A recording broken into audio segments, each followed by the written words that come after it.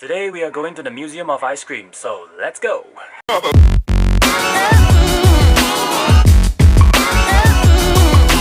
So the Museum of Ice Cream opened in Singapore last month in August, and about 3 months ago I actually saw an ad for the museum and I didn't know what it was about, but I actually bought tickets to it, and we actually planned to go to this place long before it even opened in Singapore, so we have no idea what it's about until we've seen the recent opening on social media, and then we figured it's gonna be a fun place, which is why I'm vlogging today. It's pretty rare, but yeah.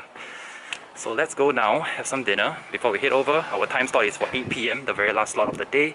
It's also the perfect time to have dessert. Awesome. So we had to brave the rain to actually make it to the venue, which is located in Dempsey area. And we had to join the queue, which was pretty fast. We just had to go there just like 15 minutes prior to our time slot, join the queue, and they would, you know, do all the regular check-ins and stuff like that. And when we head in, the first thing we did was to choose our own ice cream name. It was a fun activity to start off the whole tour. And when we went in, the first thing we saw was actually this room where we could play with some balls that, you know, could go down this amazing structure, and yeah, it was basically a fun start to the whole thing. And the next room we had some ice cream from Haagen-Dazs. The two flavors that we had that was served was cookies and cream and lime mojito. Lime mojito actually contained alcohol, and basically we had to eat only in certain areas. And the next room is a room filled with alphabets all around the room.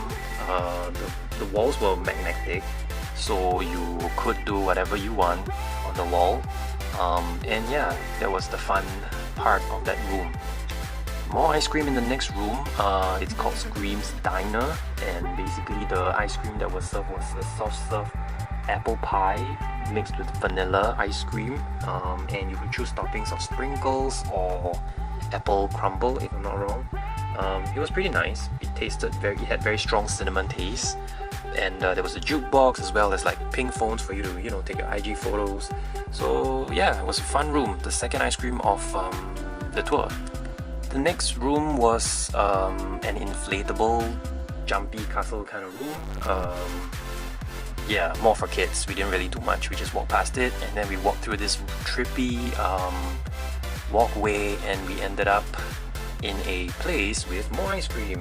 So this next place actually served kind of like potong style ice cream. It was like a black rice dessert thing, and there were lots of benches that were shaped like the potong ice cream as well, so that was pretty cool.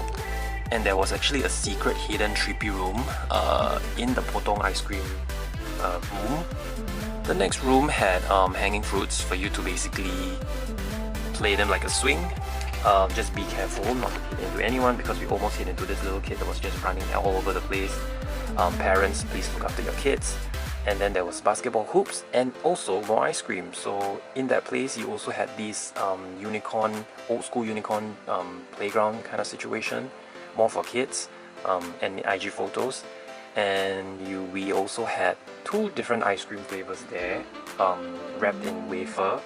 One is taro and the other was lychee bandung. So the lychee bandung one was definitely the nicest ice cream of the night.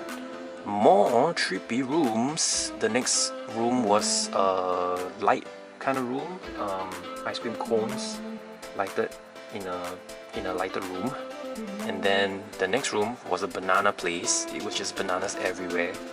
Okay, and the next room was a room of messages. You could leave a message behind. And then next to that message room is actually the room where you could make your own ice cream truck out of paper, and after you have completed that task, you will be rewarded with this little, I don't know what you call it, cake bowl thing. And for us it was like cashew lemon kind of flavor. It wasn't really ice cream, but it was just, you know, dessert to end off the evening. And the really last room just before the souvenir shop is the sprinkles room. This was the room that was the most fun because it's literally like a pit filled with sprinkles.